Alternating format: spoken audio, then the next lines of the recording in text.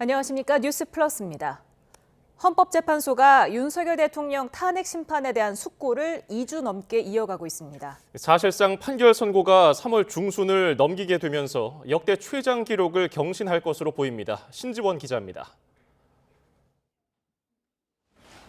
고 노무현 전 대통령 탄핵 심판 당시 헌법재판소는 최종 변론이 끝난 지 14일 만에 판결 선고를 내렸습니다. 박근혜 전 대통령은 변론 종결 이후 11일 만에 파면됐습니다. 모두 최종 변론이 끝난 지 2주 이내 금요일에 판결이 선고됐다는 점에서 한때 윤석열 대통령 탄핵 심판 선고일도 오는 14일이 될 거란 전망이 나오기도 했습니다. 그러나 헌법재판소는 매일 오후 평일을 이어가며 여전히 선고 기일을 정하지 않고 있습니다. 적어도 선고 이틀 전에는 양측에 기일을 통지했던 전례에 비추어 볼 때 윤 대통령의 탄핵 심판 선고 기일은 여태 소식이 없는 만큼 3월 중순을 넘길 전망입니다. 최종 변론이 끝난 지도 이미 보름이 지났는데 판결 선고가 다음 주를 넘기면 탄핵 소추일로부터 심판 선고까지도 역대 최장 기록이 될 것으로 보입니다. 노 전 대통령은 탄핵 소추 이후 63일 만에, 박 전 대통령은 91일 만에 판결 선고가 이뤄졌습니다. 지난해 12월 탄핵 소추된 윤 대통령은 오는 14일을 기준으로 90일을 넘기게 됩니다. 헌법재판소의 한덕수 국무총리나 박성재 법무부 장관, 조지호 경찰청장 등 관련 탄핵 사건이 몰린 점도 과거와는 다른 대목입니다. 대통령 권한 대행의 대행 체제에서 전례 없는 국정 공백이 이어지고 있는 가운데 헌법재판소는 민감한 쟁점을 차근차근 짚어가며 긴 시간 심사숙고에 들어간 모습입니다. YTN 신지원입니다. 국민의힘 지도부가 당 차원의 장외투쟁에는 선을 그었지만 소속 의원 절반 이상은 탄핵 심판 각하를 촉구하는 헌재 앞 릴레이 시위에 들어갔습니다. 여당 역시 사실상 거리 투쟁에 돌입한 거라는 평가가 나옵니다. 손효정 기자입니다. 윤상현, 강승규 의원을 시작으로 국민의힘 의원들이 헌법재판소 앞을 24시간 지키는 밤샘 릴레이 농성이 이틀째에 접어들었습니다. 바통을 이어받은 박대출 의원 역시 대통령 탄핵 찬반을 둘러싼 후유증을 최소화하기 위해선 각하나 기각 결론이 나와야 한다고 목소리를 높였습니다. 각하를 통해서 조속히 국정이 안정을 되찾는 것이라고 생각해서 그 점을 호소드리기 위해서 오늘 이 자리에 나왔습니다. 뒤이어 참여 의사를 밝힌 의원들도 60여 명으로 늘어나 하루 집회 참여 인원을 5명 정도로 확대하기로 했습니다. 108명 전체 의원 가운데 절반을 훌쩍 넘는 인원이 거리로 나서겠다는 건데 김기현 전 대표와 추경호, 윤재옥 전 원내대표 등 지도부 출신 중진들도 대거 이름을 올렸습니다. 나경원 의원 등 여당 의원 82명은 대통령 석방으로 불법 수사의 문제점이 드러났다며 탄핵 심판 각하를 촉구하는 2차 탄원서를 헌법재판소에 제출했습니다. 앞서 의원총회에서 광장 정치에 공식적으로 선을 그었던 당 지도부는 이번에도 개별 의원들의 판단이라며 사실상 묵인했습니다. 릴레이 집회 역시 하루 참여 인원을 기준으로 보면 크지 않은 규모라며 확대 해석을 경계했습니다. 장외 투쟁이라기보다 1인 시위인데 스스로 자발적으로 그런 시위를 조직하는 부분에 대해서는 방해하지 않고 저지하지 않고 알아서 잘 하시도록 그렇게 하고 있습니다. 지도부는 직접 거리로 나서지 않는 대신 대통령 탄핵 심판보다 한덕수 국무총리 사건을 먼저 결론 내려야 한다며 헌재를 거듭 압박했습니다. 윤 대통령 탄핵 심판이 선고만을 남겨둔 상황에서 여당도 막판 여론전을 위해 사실상 광장 정치에 나섰다는 평가가 나옵니다. YTN 손효정입니다.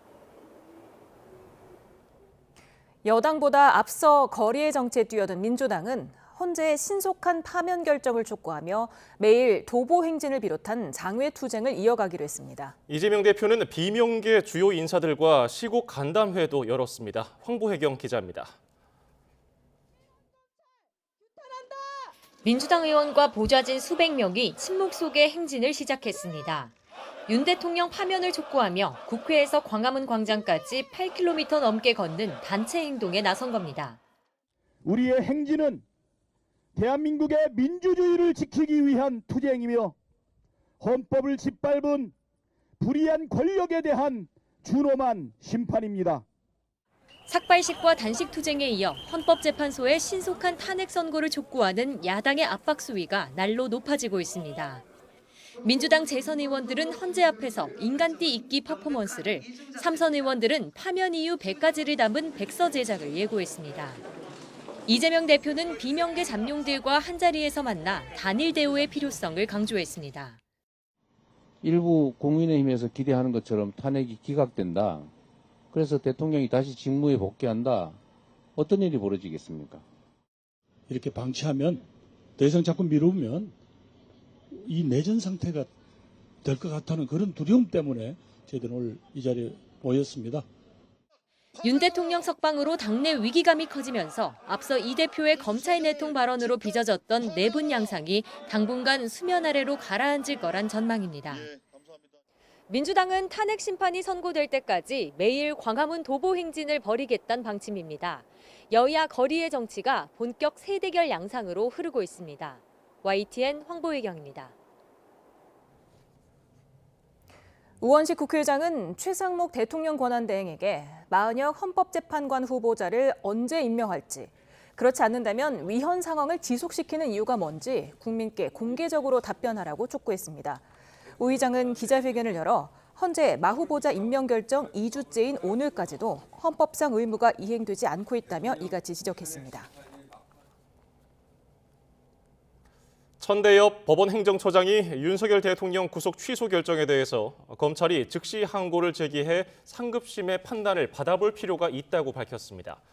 천 처장은 오늘 국회 법사위 현안 질의에서 구속기간 계산과 관련해 혼란스러운 상황이 지속할 수밖에 없는 만큼 즉시 항고를 통해 상급심의 판단을 받는 게 필요하다는 생각을 갖고 있다고 말했습니다. 이어서 즉시 항고 기간이 아직 남아있는 것으로 알고 있다며 즉시 항고에 따라 상급심이 법적 판단을 하는데 특별한 장애는 없다고도 덧붙였습니다. 오동훈 공수처장이 여당의 사퇴 요구에 사실상 거부 의사를 밝혔습니다. 오 처장은 오늘 국회 법사위 현안 질의에서 적법 절차를 위반한 점이 없고 법원도 수사권에 문제가 있다고 판단한 바가 없다고 말했습니다. 또 형사소송법에 기록이 법원에 머무른 시간은 구속기간에 넣지 않는 것으로 규정돼 있다며 윤 대통령 구속 취소 결정에 문제가 있었다고 주장했습니다. 헌재가 최재해 감사원장과 검사 3명의 탄핵 심판을 내일 선고합니다. 헌재의 탄핵안이 접수된 지 거의 100일 만으로 복귀 여부가 주목됩니다. 권준수 기자입니다. 지난해 12월 계엄 사태가 일단락된 지 얼마 지나지 않아 국회는 최재해 감사원장과 이창수 서울중앙지검장 등에 대한 탄핵소추안을 의결했습니다. 최 원장은 대통령 집무실 이전 관련 감사 등을 부실하게 했고 전현희 전 국민권익위원장에 대한 망신주기식의 표적 감사를 했다는 이유로 이 지검장과 조상원 4차장 검사 등은 김건희 여사의 도이치모터스 사건과 관련해 봐주기 수사 등을 했다는 이유에서였습니다. 김건희 여사 쪽이 지정한 대통령 경호처 부속 청사의 비공개 출장 조사를 시행하였습니다. 모든 아내도 법 앞에 평등해야 하지 않겠습니까? 이후 100일가량이 지난 내일 헌법재판소가 두 사건에 대해 동시에 선고를 진행합니다. 탄핵심판 선고의 효력은 즉시 발생하기 때문에 만약 헌재가 인용하면 파면되고 기각할 경우엔 바로 직무에 복귀합니다. 최 원장은 한 차례 진행된 변론에서 국회의 탄핵소추 사유는 사실과 다르거나 일방적이고 왜곡된 사실을 담고 있다고 반박했고 감사원장 탄핵 추진으로 감사원은 독립성을 심각히 위협받고 있으며 감사 업무를 제대로 수행하기도 어려운 상황입니다. 신속히 탄핵 심판 청구를 기각해 주실 것을 간곡히 부탁드립니다. 이 지검장 등 수사를 맡았던 검사 3명은 최종 변론에서 정당하게 직무를 수행한 거라고 역설했습니다. 헌재가 윤 대통령 사건을 최우선으로 처리할 거라던 예상과 달리 두 사건 선고가 먼저 이뤄지면서 추후 어떤 영향이 있을지 주목됩니다. YTN 권준수입니다. 헌재가 윤 대통령 탄핵 심판의 변론을 끝낸 이후 2주 넘게 수기를 이어가고 있습니다. 취재해 감사원장과 이창수 서울중앙지검장에 대한 탄핵 심판 결과 등에 대한 결과는 내일 나올 예정입니다. 이고은 변호사와 관련 내용 짚어봅니다. 어서 오세요. 오십시오. 안녕하세요. 네, 헌재가 보통 이틀 전에는 선고기일을 말해주지 않습니까? 네. 오늘 아직까지도 아무 얘기가 없는 걸 보면 이번 주에는 윤 대통령 탄핵 심판 결과가 안 나올 거다 이렇게 봐야 될까요? 네, 그런 관측들이 나오고 있습니다. 특히나 선고기일 기준으로 보통 한 2, 3일 전쯤에는 이 선고기일을 고지를 하는데요. 아직까지 고지가 나오고 있지 않습니다. 사실은 지난주만 해도 아마 이번 주 금요일 정도가 되면 윤석열 대통령에 대한 선고기일이 지정이 될 것이다 라고 많은 분들이 예상을 했는데 금요일이 선고기일이라면 사실은 오늘까지는 그 고지가 나왔어야지 되는데 아직까지는 이야기가 없습니다. 물론 일각에서는 내일도 나올 수 있고 이게 너무 미리 고지했다가는 어떤 안전사고나 이런 가능성 때문에 전격적으로 임박해서 고지할 가능성도 배제할 수 없다라는 의견도 있는데요. 그런데 이전 선례에 비추어 본다면 보통 2일 전에는 고지를 했고요. 실제 내일 있을 이 최재 감사원장에 대한 탄핵심판 선고 기일 등도 2일 전에 고지가 됐습니다. 그것들을 본다면 윤석열 대통령에 대해서는 아마도 이번 주 중에는 결론이 좀 나오기가 어렵지 않을까 조심스럽게 추측을 해봅니다. 예. 지금 헌재는 그렇다면 무엇을 고민하고 있을까? 어떻게 전망하고 계세요? 평의를 계속하고 있다, 수기를 수시로 하고 있다라는 이야기들이 나오고 있는데요. 아무래도 그 결과 도출을 위해서 또 만장일치를 위해서 평의를 계속하고 있을 가능성도 우리가 배제할 수 없고요. 뿐만 아니라 굉장히 지금 헌재에서는 많은 탄핵 심판을 심리하고 있습니다. 그 탄핵 심판에 대한 선고의 순서도 국정의 혼란을 더 늘리느냐 아니면 최소화하느냐에 영향을 미칠 수 있습니다. 지금 내일 이제 최재 감사원장이랄지 또 검사 3명에 대한 탄핵 심판의 선고가 나오는데요. 남은 또 선고들이 한덕수 국무총리에 대한 탄핵 심판에 대한 결론이 아직 선고가 되지 않았고요. 윤석열 대통령에 대한 이 결론도 아직 나오지 않았습니다. 그렇다라고 한다면 한덕수 총리 먼저 선고를 할지 윤석열 대통령에 대한 탄핵 심판에 대한 결론을 먼저 선고할지 아마 헌재에서는 그런 부분들도 고민할 것 같은데요. 어떤 결정이 내려오고 순서에 따라서 국정 혼란을 최소화시킬 수 있는 방향이 무엇인지까지도 헌재 재판관들끼리의 의견이 다를 수 있어서 이런 부분들도 평의를 거치는 것이 아닐까 조심스럽게 추측을 해봅니다. 네, 헌재가 내일 최재형 감사원장과 검사 3명에 대한 탄핵 심판을 선고할 예정입니다. 네. 그동안 헌재가 이틀 연속 선고를 내린 경우가 1995년 딱 한 번 있었더라고요. 그렇기 때문에 또 금요일 선고는 안 할 것이다 이런 관측이 또 우세한데 내일 내일 그 최재 감사원장 그리고 검사 3명에 대한 결과는 어떻게 예상하고 계십니까? 그 결과를 예측하기는 굉장히 어려울 것 같습니다. 그런데 검사 3인에 대해서는 제 개인 사견입니다만 기각될 가능성이 좀 높지 않을까라는 생각이 들고요. 검사 3인에 대한 지금 탄핵 소추 사유를 좀 살펴보면 이 김건희 여사 관련한 이 도이치모터 사건에 대해서 김건희 여사에 대해서 불기소 처분을 내린 검사들입니다. 그런데 이때 당시에 수사가 좀 부실했다. 또 언론 브리핑 내용 중에 일부 사실과 다른 내용이 있다라는 점을 탄핵 소추 사유로 꼽아서 현재 심리를 받고 있고 내일 선고가 내려질 것인데요. 그런데 이제 그 변론 기일 때 이 검사 3인의 이제 발언 내용을 본다 하더라도 사실은 검사 직무에 있어서 어떤 위헌 위법 사유를 찾기가 좀 어렵다라고 보이기도 하고요. 또 그 사유가 중대한가 이 부분에 대해서 의문점이 들기 때문에 검사 3인에 대해서는 기각될 가능성이 조금 더 높지 않을까 싶고요. 그런데 정확한 결론에 대해서는 이제 그 선고가 임박했기 때문에 헌재의 선고 결과를 좀 지켜봐야 될 것 같습니다. 예. 사실 헌법재판소는 지난해 12월에 윤석열 대통령 사건을 최우선 처리하겠다고 밝힌 바가 있는데 지금 감사원장, 검사들에 대한 탄핵 심판 선고를 먼저 내린다는 말이죠. 그리고 한덕수 총리 건도 남아 있고요. 네. 헌재는 어떤 이유로 이렇게 순서를 결정했을까요? 이거는 정말로 순수하게 제 의견입니다만 일단은 이 쟁점이 명료하고 결론을 도출하기가 조금 더 간명한 순서로 먼저 선고하고 있는 것이 아닌가라는 생각이 듭니다. 일단은 이 윤석열 대통령에 대해서 사실은 최우선으로 하겠다라고 헌재에서 이야기를 했는데 더 먼저 선고길이 잡힌 것은 이 최재 감사원장이랄지 검사 3인에 대한 선고입니다. 이걸 통해서 우리가 알 수 있는 것은 현재 헌법재판관들은 한 가지 사건을 순서대로 평의를 한다기보다는 모든 탄핵 심판 지금 사안에 대해서 복합적으로 평의를 진행하고 있구나라는 것을 알 수 있고요. 일단은 결론이 도출되는 순서대로 선고를 잡는 것일 수도 있고 또 국정 혼란을 최소화할 수 있는 방법이 어떤 순서로 가는 것이 좋은가 이 부분에 대해서도 고민을 하고 있는 것 같습니다. 왜냐하면 탄핵 심판이라는 것 자체가 탄핵 소추가 되는 대상자들은 직무에서 정지가 되고 배제가 되지 않습니까? 예. 사실은 국가기관에서 굉장히 중요한 직무를 담당하는 공무원들인데 이 사람들에 대한 파면 여부가 정확히 빠르게 결정이 돼야만 국가 기능이 정상화될 수 있거든요. 그래서 일단은 이 내일 있을 선고기일이 잡힌 이 대상자들에 대해서는 비교적 결과가 조금 더 명료하게 나온 것이 아닌가라는 생각이 들고요. 만약에 내일 헌재의 결정이 나오고 그 결정이 8대 0의 만장일치 결론이라면 확실히 빠르게 결론이 내려오는 것 순서대로 선고를 하고 있구나라는 이 헌재의 속내에 대해서 우리가 알 수 있을 것 같고요. 그 부분은 내일 선고 결과랄지 어떤 판결을 거쳤는지 그 결론이 어떻게 도출되는지를 보면 헌재가 현재 어떠한 순서대로 선고기를 잡고 있구나 이 부분이 조금 더 명료해질 것 같습니다. 네, 말씀하신 대로 결론 도출이 좀 더 명료한 것 그리고 변론 기일이 앞서서 종료된 걸 치자면 사실 한덕수 총리도 윤 대통령보다 먼저 나올 가능성이 더 높아 보입니까? 네, 그렇습니다. 사실은 원래 헌재에서 이야기했던 것은 원칙적으로는 윤석열 대통령에 대한 부분을 가장 최우선하겠다라고 했습니다. 그런데 헌재가 지금 선고기를 잡는 순서를 보면 헌재가 최초에 이야기했던 것과는 조금 다르게 지금 움직이고 있는 것 같은데요. 일단은 내일 선고기일 이후에는 이제 남는 것은 한덕수 국무총리에 대한 부분과 또 윤석열 대통령에 대한 이 탄핵 심판 결론이 대표적일 것입니다.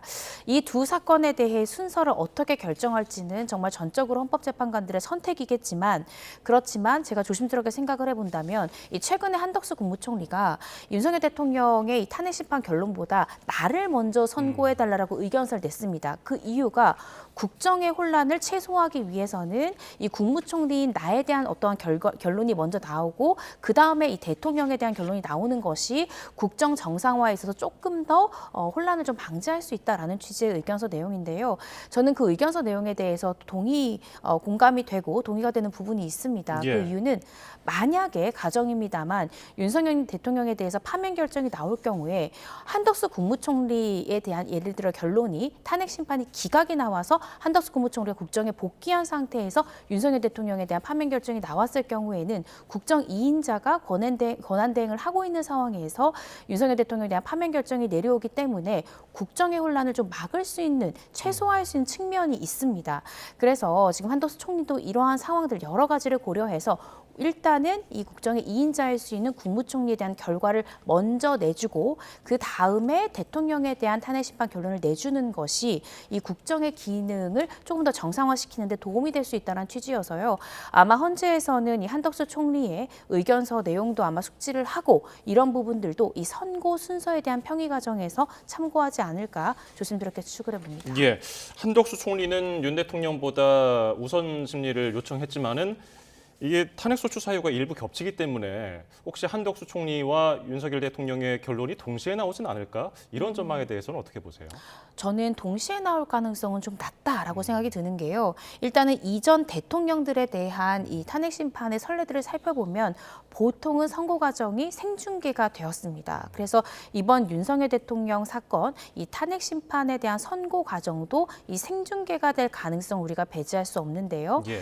지금 이 윤석열 대통령의 탄핵 심판 결론을 두고 정말 나라가 두동강 났다라고 이야기가 나올 만큼 국론이 분열이 됐고 그 국론이 분열된 상황에서 굉장히 과열된 그런 상황입니다. 따라서 헌재가 윤석열 대통령에 대해서 어떤 결정을 내리는지에 따라서 국민들의 파장, 굉장히 헌재 재판관들도 굉장히 걱정이 될 만큼 그 파장이 클 것으로 보여지는데요. 그런데 이렇게 굉장히 숙고가 필요한 이 사안과 한덕수 총리에 대한 이 선고를 동시에 한다라는 거는 헌재 재판관들에게 상당한 심리적 부담감을 줄 수가 있습니다. 그래서 이 두 사건이 동시에 선고될 가능성은 조금 낮지 않을까 개인적으로 추측을 해보는데요. 그런데 이 부분에 대해서는 헌재 재판관들이 아마 조만간 이 공보관을 통해서 선고기일 지정이 나올 것 같아서 지켜봐야 될 것 같습니다. 윤 대통령 대통령 결론은 언제 나올 것으로 예상하십니까? 일단 그 결과를 우리가 예측하기는, 특히 그 선고의 일정을 예측하기는 대단히 어려운 것 같습니다. 예. 그 이유가 헌재 재판관들이 처음 이야기했던 것은 윤 대통령에 대해서 최우선으로 우리는 결론을 내겠다라고 이야기를 했고, 저도 그 헌재 재판관들의 이 공보관의 공보 내용을 보고 윤석열 대통령에 대한 결론이 14일보다 더 빠르게 나올 가능성도 있겠다라고 개인적으로 생각을 했었거든요.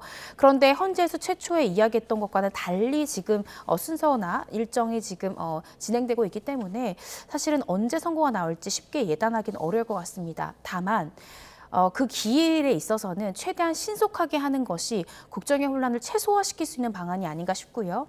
헌재 재판관들이 사실 여러 가지 저는 심리적 부담감이 굉장히 클 것이라고 생각이 듭니다. 실제로도 윤석열 대통령에 대한 선고 기일에 이 진공 상태를 경찰이 만들겠다라고 이야기할 만큼 어떤 무력 사태까지 굉장히 우려가 되는 상황인데요.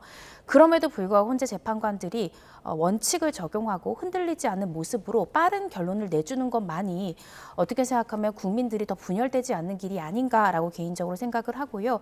신속한 결론이 좀 필요한 상황이지 않을까라는 생각이 듭니다. 예, 헌법재판소 고민이 길어지는 사이에 윤 대통령 측에서는 대통령 지지율 자료를 제출했다고 알려졌거든요. 이거는 어떤 전략으로 봐야 할까요? 윤석열 대통령이 이제 탄핵 소추되기 전보다 오히려 탄핵 소추된 이후에 국민들의 지지율이 상승했다라는 것을 강조하는 것으로 보여지고요. 심지어 지지율이 40%대에 올라왔다라는 것은 헌재 재판관들에게 어쩌면 이렇게 40% 이상의 국민들이 지지하는 대통령인데 이러한 대통령을 쉽게 파면 결정하는 것은 국민들의 뜻에 반하는 것이다 라는 것을 강조하는 것이 아닌가 싶습니다. 그러니까 탄핵 심판에 있어서 그 결론을 낼 때 위헌 위법 여부도 굉장히 중요하지만 그 위헌 위법의 정도가 중대한가, 즉 대통령으로 복귀했을 때 정상적으로 국정 운영이 가능한가도 굉장히 중요하지 않습니까? 예. 그런데 윤석열 대통령 측에서는 윤석열 대통령이 탄핵 소추된 이후에도 그 지지율이 40% 이상이었기 때문에 다시 직무에 복귀했을 때 40% 이상의 국민들이 지지한 대통령이기 때문에 국정 운영을 충분히 정상적으로 할 수 있다. 이런 점을 강조하기 위해서 이런 취지의 자료들을 참고 자료로 제출한 것이 아닌가 조심스럽게 추측을 해봅니다. 네, 앞서서 선고 당일 무력 사태가 우려된다고 말씀을 해주셨는데 네. 한 청년 단체가 헌법재판관들에 대한 테러 모의한다는 첩보를 입수한 경찰이 조사에 나서기도 했습니다. 해당 단체가 퀵서비스나 택배기사 등으로 위장한 기습 테러를 준비하고 있다. 이런 내용인데 실제 실행에 옮기지 않더라도 이런 게 좀 모의한 것 자체로 좀 처벌 대상이 될 수 있습니까? 사실 그 모의한 내용이 무엇인지를 우리가 좀 지켜봐야 될 것 같습니다. 그 이유가 예를 들어서 모의한 내용이 특수상해 정도에 불과하다고 하면 특수상해죄 같은 경우에 예비음모죄가 없습니다. 그런데 이 대상자들에 대한 어떤 살해까지를 염두에는 공모고 준비다라고 하면 살인죄에는 예비나 공모죄가 있거든요. 그래서 구체적으로 테러라는 것이 어디까지 그 대상자에게 해하려고 하는 그 위해 정도가 정말 살해 정도인지 아니면 상해 정도인지에 따라서 구체적으로 형사 책임을 지는 수순까지 나아갈 것인지가 결정될 것 같아서요. 이 부분은 경찰에서 수사를 통해서 그 테러를 모의하고 있는 집단들이 누구인지 또 그 집단들을 불러서 이 조사를 통해서 어떤 내용의 모의 내역이었고 심지어 그 대상자들에 대해서 예를 들어서 살해까지 모의한 것이라면 이 살인죄 같은 경우에 예비죄로도 충분히 처벌할 수 있기 때문에 이런 경우에는 형사처벌까지 가능할 것으로 보여집니다. 예, 민주당에서는 이재명 당대표의 암살 계획을 제보받았다고 밝혔습니다. 경찰의 신변보호 요청을 검토하고 있다고 하는데 이건 어떻습니까? 이것도 어떤 그냥 계획만으로도 처벌을 받을 수가 있습니까? 네, 암살 계획이라는 것 자체가 살인을 지금 공모하는 거고 계획하는 거지 않습니까? 따라서 이렇게 구체적으로 이재명 대표에 대한 살해 계획을 세운 것이 사실로 밝혀지고 또 여기에 가담한 사람들이 어떠한 일정한 구체적 계획을 세운 것이다 라는 것까지 밝혀진다고 하면 이 살인 예비죄 등으로 충분히 처벌될 수 있을 것 같습니다.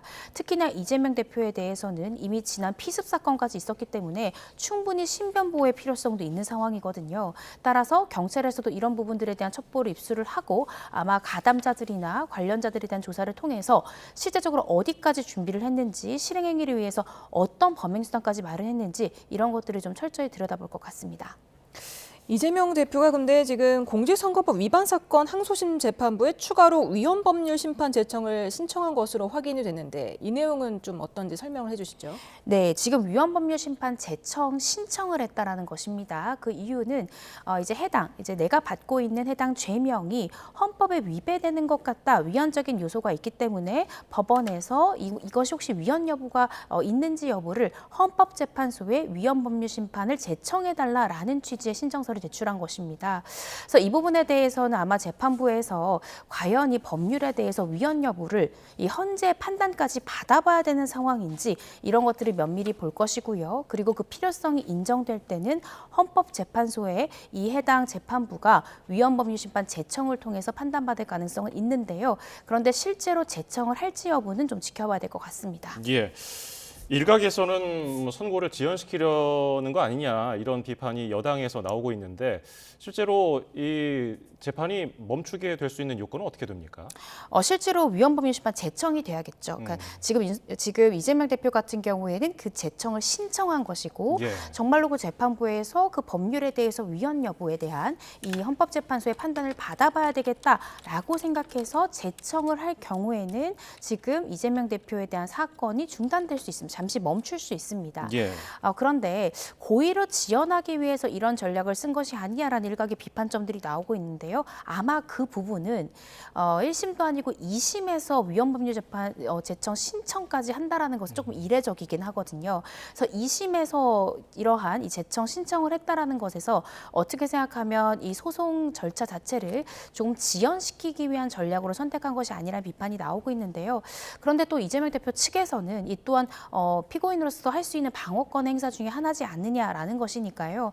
제청 신청은 충분히 할 수 있고 정말 제청할지 여부는 재판부의 판단이고요. 또 그 제청할지 여부에 대한 결정을 반드시 어떤 정해진 기간 내에 할 것은 그런 정함은 없습니다. 그래서 이 부분에 대해서 신청은 충분히 할 수 있는 부분이기 때문에 실제로 제청할지 그거에 따라서 소송 절차가 정말 지연될지 아니면 절차대로 진행될지가 결정되니까요. 재판부의 판단을 좀 봐야 될 것 같습니다. 지난달 4일에도 당선 목적의 허위사실 공표죄 처벌을 규정한 공직선거법 250조 1항과 관련해서 위헌 심판 제청을 신청을 했는데 그에 대한 법원 판단은 아직 안 내려진 것으로 보입니다. 이 법원의 판단에 기한이 없는 겁니까? 네, 기한은 없습니다. 그래서 아직까지 그 이재명 대표 측에서 이야기했던 공직선거법 위반 해당 규정에 대해서 위헌법률 심판 제청 신청은 이재명 대표가 했지만 그것을 실제 재판부에서 제청을 할지 여부에 대해서는 결론을 내지 않았는데요. 이것에 대해서 아까 제가 말씀드렸듯이 재판부에서는 어떤 정해진 기한 내에 제청 여부에 대해서 응답할 필요는 없습니다. 그래서 이제 고심하고 있는 것으로 보여지고요. 이 재판부의 판단을 좀 지켜봐야 될 것 같습니다. 다음 주제로 넘어가 보겠습니다. 고 김하늘 양을 초등학교에서 흉기로 살해한 혐의를 받는 40대 교사 명재환의 이름과 얼굴이 공개가 됐습니다. 오늘 언론 앞에 모습이 드러났는데요. 보고 오시겠습니다. 왜 죽였나요? 피해자한테 하실 말씀 없으신가요? 신상 공개됐는데 하실 말씀 없으세요? 죄송하지 않으세요? 사무리한테 하실 말씀 없나요? 왜 죽으셨나요?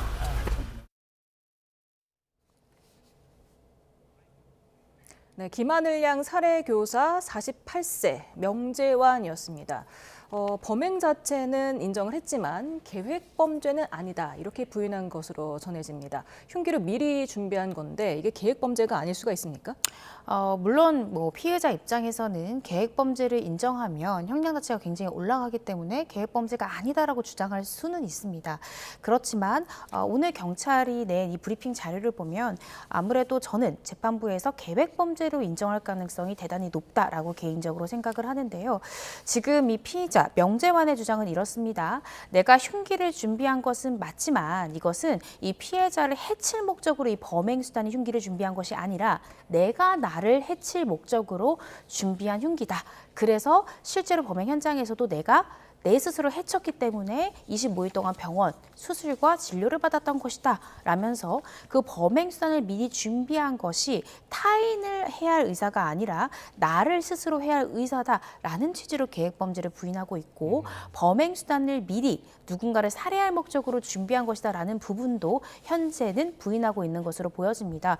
그런데 피의자들이 보통 수사 단계 때에서는 일부 혐의를 부인하지만 또 1심 재판 과정에 이르러서는 증거 기록들은 모두 이제 피고인이 볼 수 있기 때문에 그때는 증거 기록을 보고 더 이상 부인할 실익이 없다라고 생각이 들면 차라리 모든 범행을 인정하고 선처해달라라는 전략을 선택하는 경우도 있어서요. 지금까지는 수사 단계이기 때문에 이 피의자 명재환이 혐의를 일부 부인, 즉 계획범죄를 부인하는 것으로 보이지만 이후 재판 단계 때는 또 의견을 달리해서 범행을 인정할 가능성도 있습니다. 예, 경찰은 이 사건을 이제 검찰에 넘기면서 범행 3, 4일 전에 명재환이 살인 사건을 검색해봤고요. 그리고 네. 범행 도구를 사전에 준비했기 때문에 계획 범죄로 본다 이렇게 결론을 내렸는데 이 명재환이 이게 좀 계획 범죄가 아니라고 우발적이라고 할 만한 근거는 뭘 될 것 같습니까?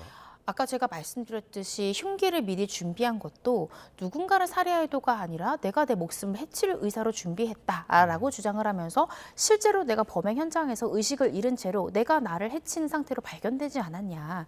이 범행 수단은 타인을 해칠 목적은 아니었다라고 주장을 할 가능성이 있습니다. 예. 그런데 이 범행 수단이 흉기가 나 스스로를 해치는 수단으로 사용되기도 했지만 피해 아동을 살해하는 수단으로 쓰이기도 했습니다. 그리고 경찰에서 수사를 해보니 이 명재환이 범행 이 3일에서 7일 전부터 이 살인 기사 등을 검색해봤다는 거예요. 만약에 본인이 주장하는 것처럼 범행 수단을 준비한 게 나 스스로를 해치할 목적이었다면 자해 방법이랄지 스스로를 해칠 수 있는 방법에 대한 기사를 검색하고 그 방법을 고안했다라는 것이 검색 기록에서 나오는 것이 통상적일 텐데 오히려 그녀가 검색했던 검색 기록들은 나를 해치는 것이 아니라 타인을 살해하는 이런 부분들에 대한 기사의 검색이 줄을 잃었다는 점에서 피의자는 스스로는 그렇게 주장할 수 있겠지만 이 재판부에서는 아마 피의자의 주장을 받아들이지 않을 가능성이 높지 않을까라는 생각이 듭니다. 그리고 범행 수단을 미리 준비를 했는데 우발범행이다라고 주장하는 것은 주장은 할 수 있지만 실익이 없을 것이고요. 재판부가 이러한 주장을 받아들일 가능성 굉장히 낮다라는 생각이 듭니다. 네, 경찰이 오늘 검찰에 송치를 하면서 적용한 혐의가 일반 살인 혐의가 아니라 13세 미만 약취 유인 혐의를 적용했기 때문에 네. 어차피 사형이나 무기징역 아닙니까? 계획 범죄이든 아니든? 네, 그렇습니다. 사형이나 무기징역이 실제로 1심에서 선고될 가능성이 좀 높다라고 보여지는데요. 그 이유가 이 13세 미만의 미성년자를 약취 유인해서 굉장히 잔인한 방법으로 살해를 했습니다. 그리고 일면식도 없었고요. 그 살해에는 어떠한 동기도 인정될 수 없다는 점, 심지어 이 피의자가 교사로서 자신이 근무하는 근무지인 학교에서 학생을 살해했다라는 점에서 어떠한 선처 사유도 없다라고 생각이 듭니다. 그래서 현재 지금 피의자가 받고 있는 혐의가 단순 살인죄가 아니라 이 특가법상의 13세 미만 약취유인 살해죄가 지금 적용이 되었는데요. 일반 살인죄 같은 경우에는 5년 이상의 유기징역형이라는 형이 있지만 말씀 주신 대로 이 13세 미만 약취유인 살해죄 같은 경우에는 무기징역이 어떻게 생각하면 가장 선처를 받는 이 형일 수 있습니다. 그런데 일단은 피의자로서는 선처받을 수 있는 모든 법적 요소들을 현재 다 주장을 하고 있는 것으로 보여지고요. 그런데 재판 단계에 이르게 된다면 자신의 입장을 바꿔서 전부 자백을 하고 인정하는 그런 선택지를 선택할 가능성도 배제할 수 없습니다. 예, 지금 계획 범죄를 부인하고 있는 것과 더불어서 말씀하신 대로 앞서서 우울증 병력이 있기 때문에 뭐 심신미약이라든지 정신적으로 좀 건강한 상태가 아닌 상태에서 범행을 저질렀다고 얘기한다면은 이게 나중에 재판부에서는 뭔가 좀 감형 사유로 적용을 받을 수가 있습니까? 이 피해자, 또 재판 단계 가면 피고인이 되겠죠. 피고인이 지금 주장할 수 있는 유일한 사유로는 심신미약 감경을 주장할 수 있는 가능성은 있는데요.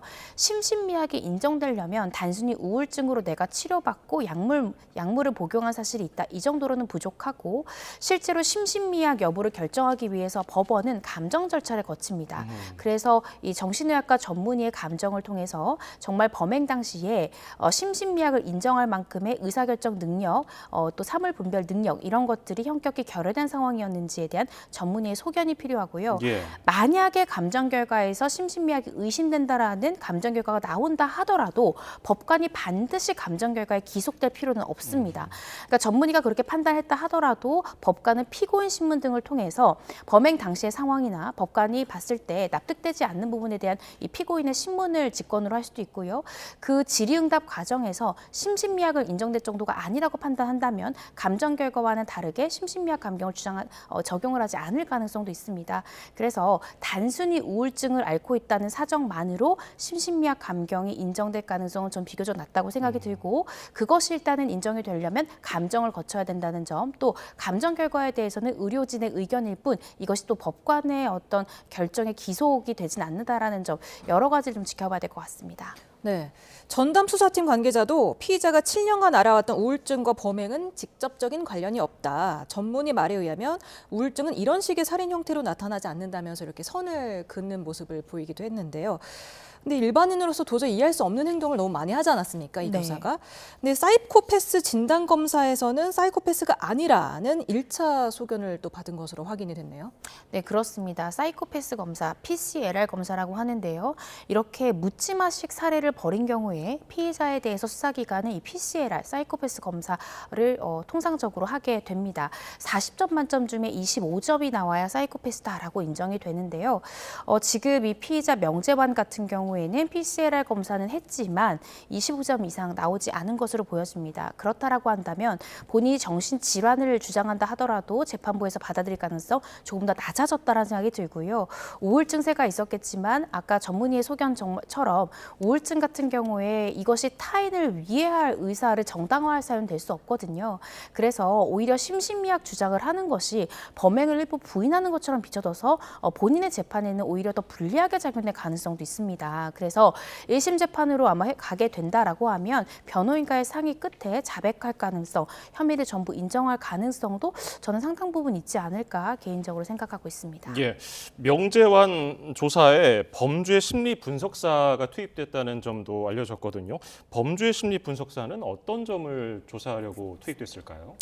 범행 동기 부분을 묻기 위해서 범죄 심리 분석사가 투입된 것이 아닌가 싶습니다. 예. 우리가 선뜻 생각하더라도 학교라는 공간에서 교사가 학생을 살해한다라는 것이 그 동기가 무엇일지 쉽게 납득되지 않지 않습니까? 예. 심지어는 피해자를 살해한 그곳은 학교였기 때문에 자신의 범행이 쉽게 발각될 수도 있었거든요. 그런 장소를 선택했다라는 것도 통상적이지 않기 때문에 어떠한 범행 동기로 이러한 범죄에 이르게 됐는가가 이 피해자에 대한 재범 가능성이 어느 정도인지, 그리고 정말 심신미약을 주장할 만큼의 심리 상태였는지, 이런 것들을 전문가들이 분석해서 소견을 남길 수 있고, 이런 것들을 모두 수사보고서의 형태로 아마 법정에도 증거로 제출될 것입니다. 그래서 경찰에서는 이 사이코패스 검사와 더불어서 범행 동기 부분을 정확히 밝히기 위해서 이 범죄 심리 분석가들을 투입한 것 같고요. 심리 분석가들이 아마 분석한 내용 속에서도 어떤 심신미약이나 이런 부분들이 인정되지 않았기 때문에 오늘 경찰의 이 브리핑 내용에 우울증 부분과 이 범행이 지역적으로 어떤 심신미약 주장과 직결되지 않는다는 브리핑 내용이 나온 것 같습니다. 그래서 구체적으로 범행 동기 이 부분이 아마 심리 분석가를 투입시킨 또 중요한 원인이지 않을까라는 생각이 듭니다. 이 명재환 범행에 대해서 가정 불화, 또 직장 생활과 자기에 대한 불만으로 쌓인 분노와 스트레스가 외부로 표출된 것이다라는 경찰 조사 결과가 나왔는데, 사실상 이런 걸 겪는 사람은 정말 많지 않습니까? 네, 그렇습니다. 이러한 어떻게 생각하면 범행 이유, 범행 동기에 대한 피해자의 주장이 절대 재판부를 설득시킬 수는 없다라는 생각이 들고요. 정말 우리가 흔하게 이런 직장에 대한 스트레스랄지 본인에 대한 불만을 가지고 있는 사람들은 굉장히 많습니다. 그렇다고 해서 초등학생 또 심지어 자신이 교사로 근무한 학교의 학생을 이렇게 무참히 살해하는 선택을 할 수 있는 사람은 거의 없습니다. 그래서 이런 주장은 할 수 있지만 그 주장이 어떠한 선처 사유가 되기는 어려울 것 같고요. 아마 이런 답변이 나온 것은 경찰이 계속 거듭해서 범행 동기가 무엇인지에 대해서 보통 경찰은 굉장히 집중적으로 추궁을 하거든요. 하거든요. 그런 질문들이 반복되다 보니까 피의자가 범행 동기로서 내가 이런 부분들 때문에 내가 범행을 하게 됐다. 이런 답변이 나온 것이 아닌가 싶고 이 답변이 본인의 범행을 정당화할 수 있는 그런 사유로는 인정되지 않을 것 같다라는 생각이 듭니다. 예. 이제 검찰의 조사가 본격적으로 진행이 될 텐데 검찰에서는 이 사건 어떤 점부터 들여다볼까요? 범행 동기 부분이겠죠. 또 계획살인 부분에 대해서 이 피의자가 일부 혐의를 부인하고 있기 때문에 최대한 자백을 시키기 위해서 계획 범죄이지 않냐라는 부분에 대해서 집중적으로 추궁할 가능성이 있고요. 또 지금 이 피의자가 범행을 벌인 곳은 학교였습니다. 예. 그리고 내가 보이는 학생에 대해서 그 학생이 특정인이 아니라 누군가 학생이 보이면 나는 살해할 생각이었다라는 것이었으니까 정말 피해자 한 명만 범행할 생각이었는지 아니면 여러 명에 대한 피해자들을 양산할 그런 생각도 있었는지 이런 것들을 조금 더 면밀히 들여다볼 가능성이 있고요. 또 경찰에 수입했던 이 심리 분석가들의 이 분석 내용을 살펴보면서 최초의 범행을 결심했을 때의 그 결심 내용은 무엇이었는지 이런 것들을 좀 들여다볼 가능성이 있을 것 같습니다. 이 사건이 사실 전 국민이 경악했던 끔찍한 사건인데 생각보다 신상 공개가 좀 걸린 것 같습니다. 그리고 또 4월 11일까지 30일간만 신상 정보를 공개하는데 왜 무기한이 아니고 30일간만 신상 정보를 공개하는 겁니까? 네, 신상 공개는 이제 관련된 법률이 있습니다. 그래서 이 특정 중대 범죄를 저지른 피의자에 대해서 신상 공개에 관한 이 법률에 따라서 공개하도록 되어 있는데요. 이 신상 공개 결정이 나왔을 때 이러한 공개 결정이 나왔다라는 것을 피의자에게 통지한 날 포함해서 5일 동안 피의자가 이의를 제기할 수 있고요. 이의 제기를 포기한 오늘 이 명재환의 케이스 같은 경우에는 이 통지한 날 즉시 이렇게 공개가 될 수 있습니다. 명재환 같은 경우에는 이 신상 공개 결정에 대해서 어떠한 이의도 제기하지 않겠다라고 이야기했기 때문에 지금 화면에서 보시는 것처럼 즉시 신상 정보가 공개가 됐고요. 관련 법률상 이 관련된 누리집 사이트 등을 통해서 30일간 얼굴이랄지 나이랄지 또 혐의 사실이랄지 이런 사진이랄지 이런 것들이 전 국민께 공개가 됩니다. 그래서 관련한 법률의 규정이 30일이기 때문에 그 해당 시간 동안 이 피의자의 신상이 계속해서 공개가 유지될 것 같습니다. 예, 알겠습니다. 이슈플러스 지금까지 이고은 변호사였습니다. 고맙습니다. 감사합니다.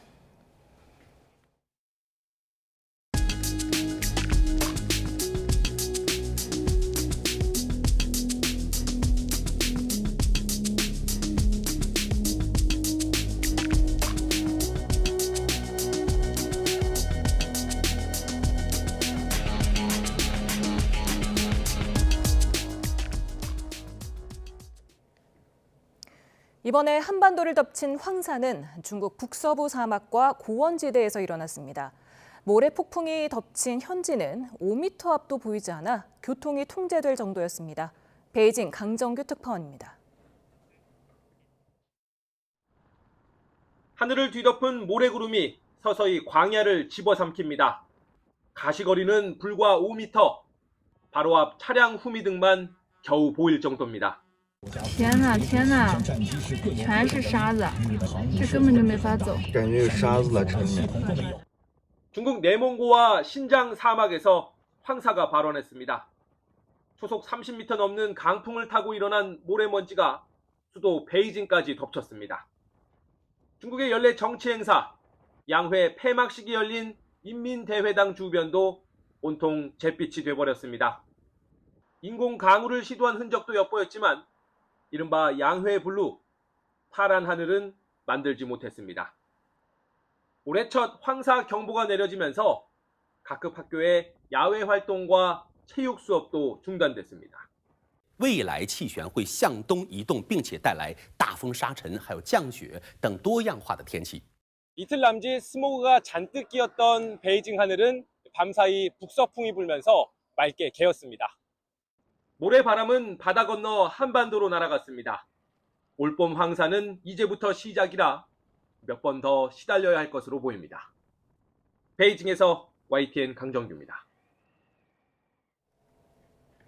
정부가 받지도 않은 재산에 과도한 세금을 물린다는 지적을 받아온 상속세를 각자 받은 만큼 내는 방식으로 전면 개편하기로 했습니다.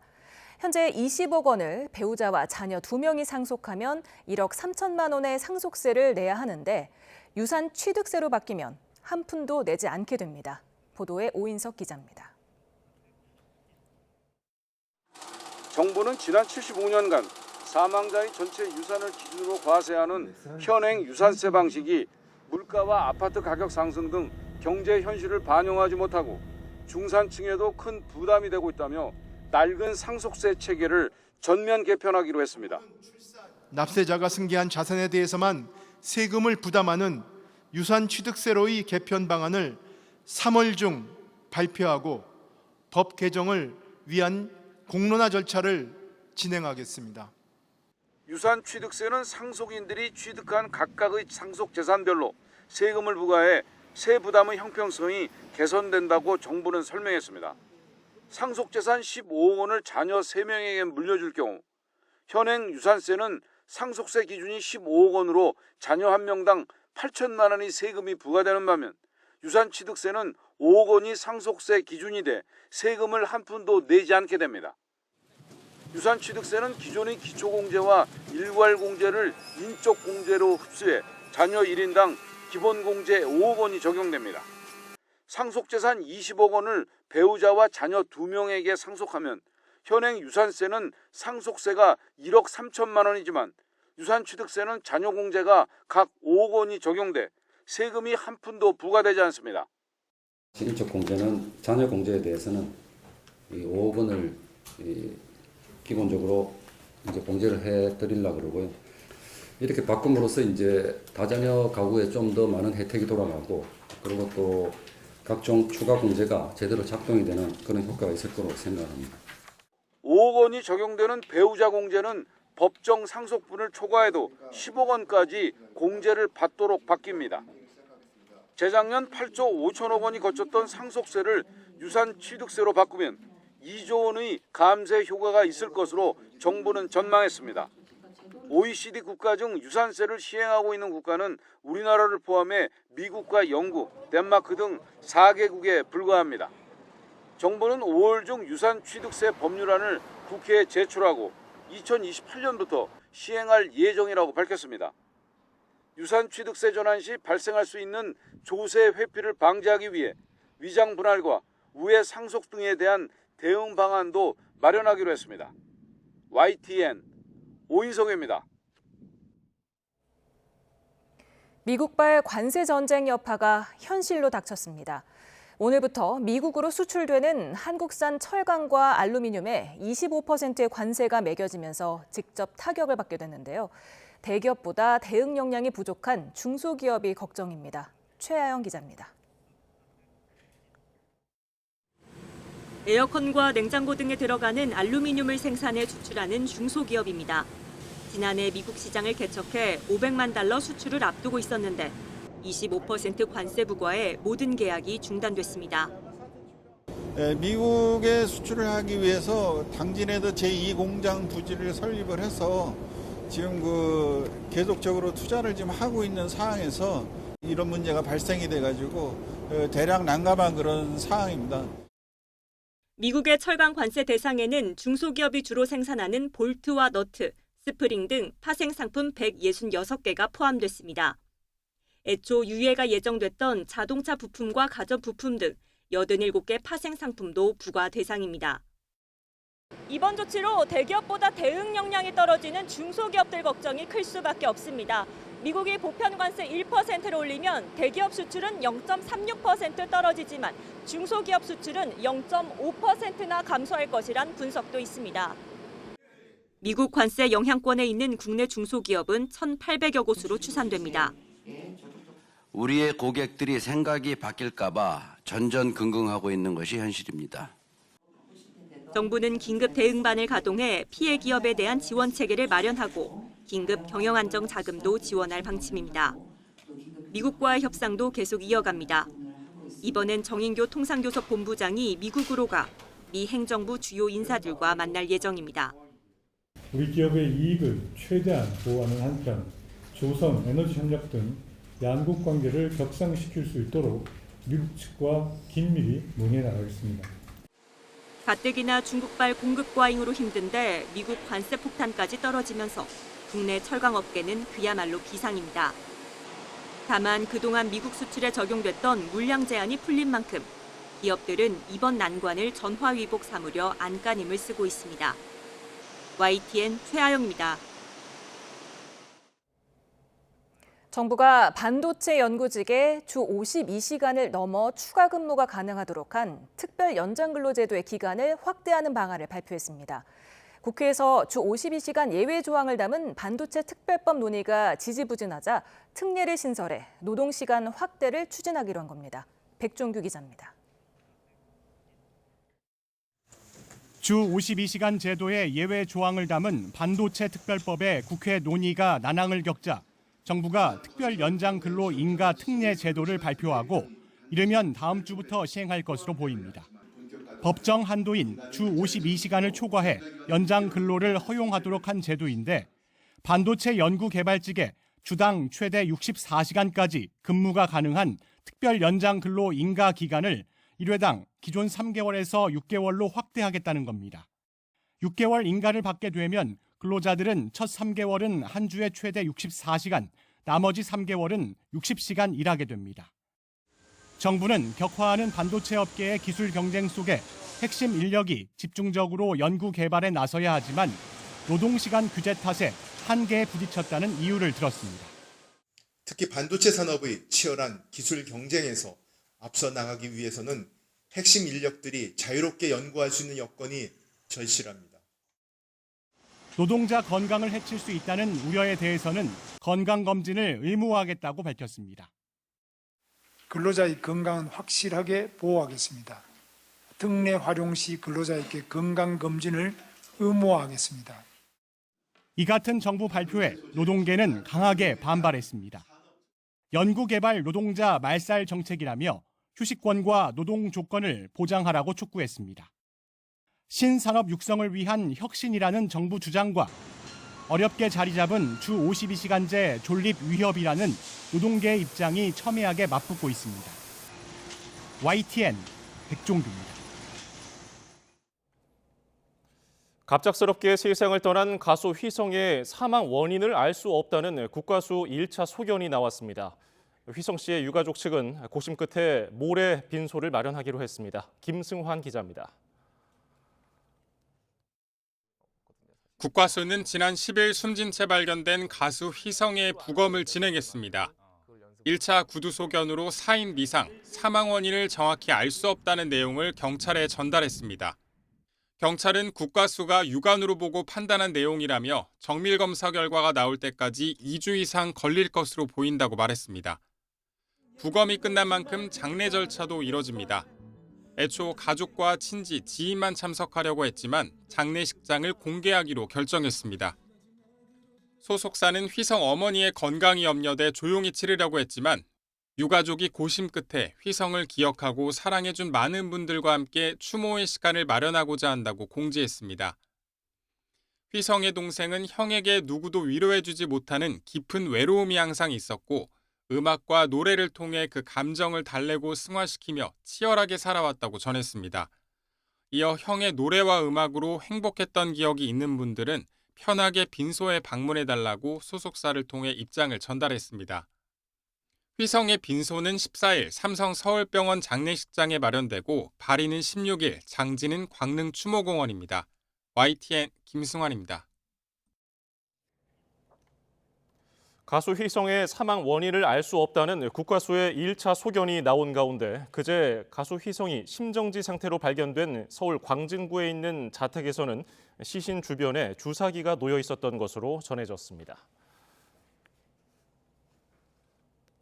제주에서 출근길 역주행 사고가 발생해 2명이 다쳤습니다. 사고 차량은 정주행 차로로 빠져나갈 수 있는 교차로와 갓길이 있었는데도 2km가량을 역주행으로 질주했습니다. 고재형 기자입니다. 검은색 승용차가 학교 앞 어린이 보호구역을 지나자마자 갑자기 반대편 차선으로 달리기 시작합니다. 정주행하는 다른 차량과 중앙 분리대를 사이로 마치 경주하듯 빠르게 달립니다. 사고 전까지 정주행 차로로 다시 빠져나갈 수 있는 교차로가 2곳이나 있었지만 무슨 이유인지 역주행을 이어갑니다. 사고 차량은 이곳까지 2km가량 역주행한 뒤 마주오던 차량과 정면 충돌했습니다. 사고가 난 시각은 아침 8시쯤으로 출근 차량 통행이 잦았습니다. 사고 장소가 살짝 굽어 있는 도로여서 마주오는 차량이 역주행 차량을 봤을 때는 피할 시간도 없었습니다. 반대에서 오는 차를 발견했을 때는 이 순간이었거든요. 하는 순간 쾅 하고 부딪혔어요. 너무 놀래가지고 소리를 질렀는데 어쨌든 난 갓길로 세워져 있었고 뒤에는 차들이 엄청 이제 출근길이어가지고 엄청 이렇게 밀리고 있는 상태였고. 이 사고로 역주행 운전자 30대 남성이 크게 다쳤습니다. 사고 당한 승용차 운전자 50대 여성도 다리 등을 다쳐 병원에서 치료받고 있습니다. 경찰은 역주행 운전자를 상대로 사고 원인을 조사하고 역주행 교통사고 혐의 등으로 입건하기로 했습니다. 또 혈액을 국립과학수사연구원으로 보내 음주와 약물 여부를 확인할 계획입니다. YTN 고지영입니다. 밤사이 중국에서 발생한 황사의 스모그까지 유입되면서 대기질이 악화하겠는데요. 내일은 오늘보다 공기가 더 탁해지면서 전국의 미세먼지 농도 나쁨에서 매우 나쁨 수준까지 치솟겠습니다. 한편 건조특보가 내려져 있는 강원 동해안은 바람도 강하게 불겠는데요. 산불을 포함한 각종 화재 사고에 주의하시기 바랍니다. 서울 아침 기온은 3도로 오늘보다 조금 낮게 출발하겠습니다. 다만 한낮에는 10도 이상 크게 오르면서 일교차가 크게 벌어지겠습니다. 주말까지는 따뜻한 봄 날씨가 이어지겠고요. 휴일에는 전국에 비나 눈이 내리면서 기온이 크게 떨어질 전망입니다. 날씨였습니다.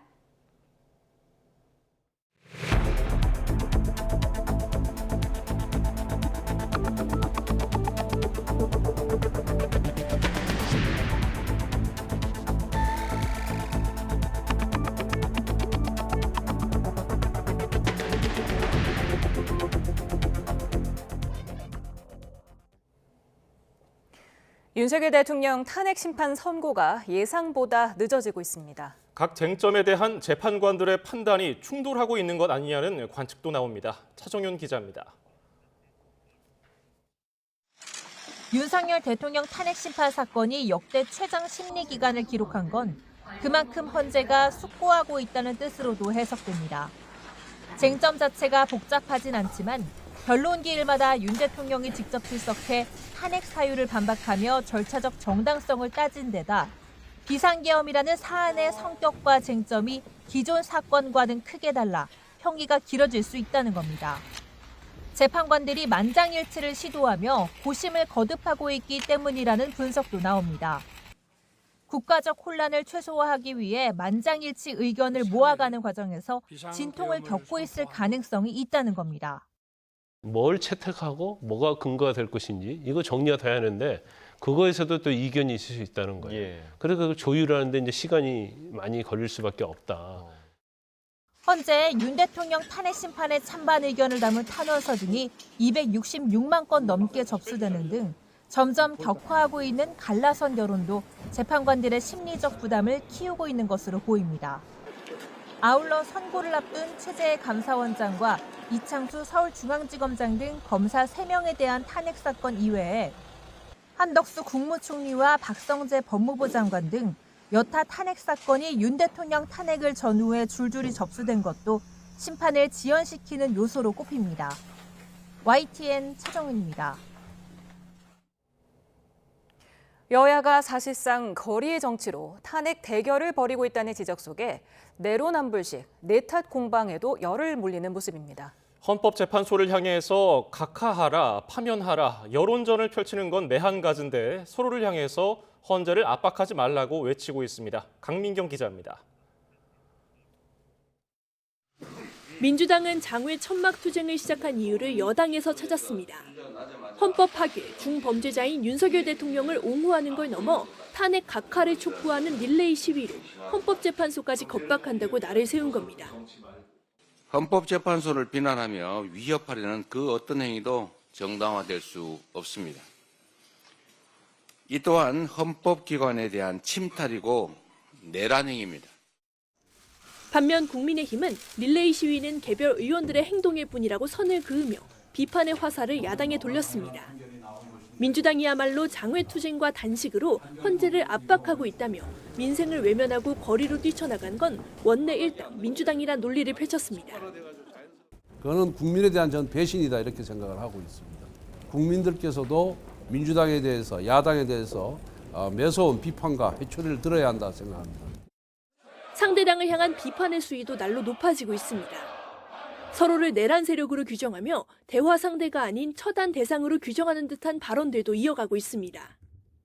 12.3 비상계엄 선포 이후 100일, 양 진영 간 갈등이 극에 달했다는 평가가 나옵니다.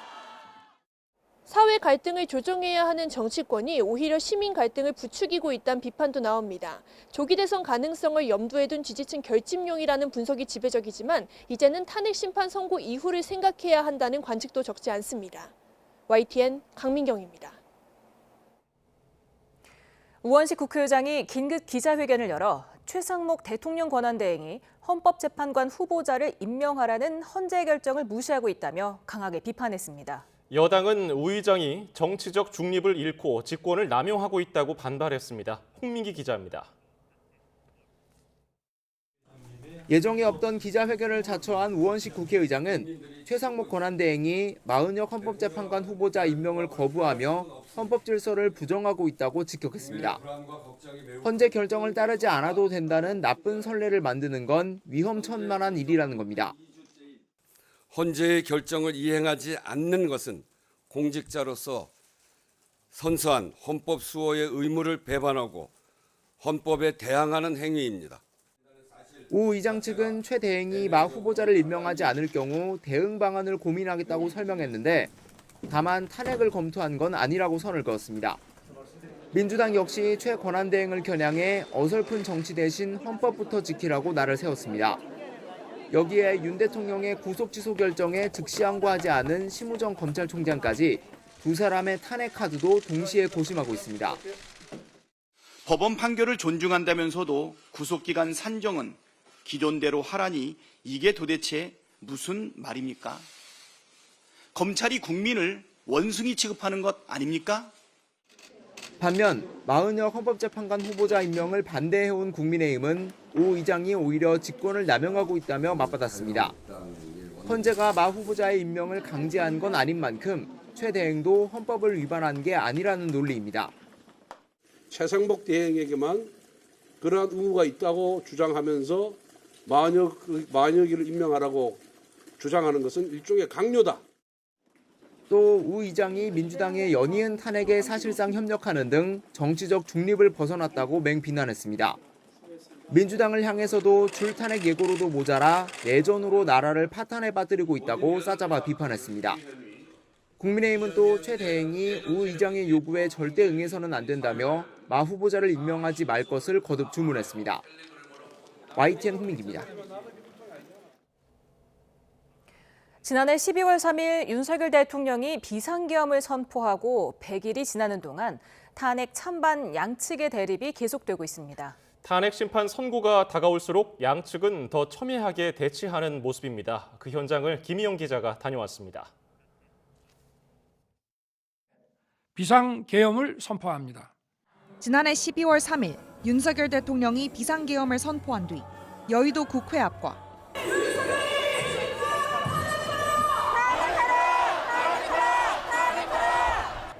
한남동 관저 앞,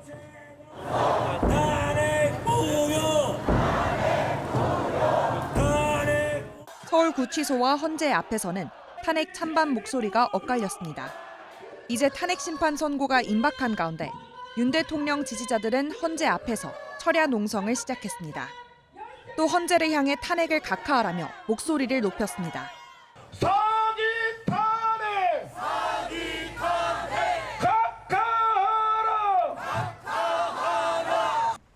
탄핵에 찬성하는 시민들은 광화문에 모여 시국 선언에 나섰습니다. 이들은 헌정 질서 회복을 위해 대통령을 서둘러 파면해야 한다고 외쳤습니다.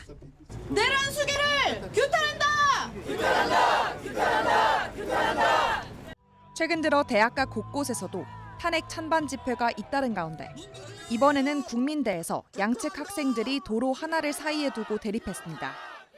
이곳에서도 유튜버 등 외부인들이 가세하며 마찰을 빚는 모습이 반복됐습니다.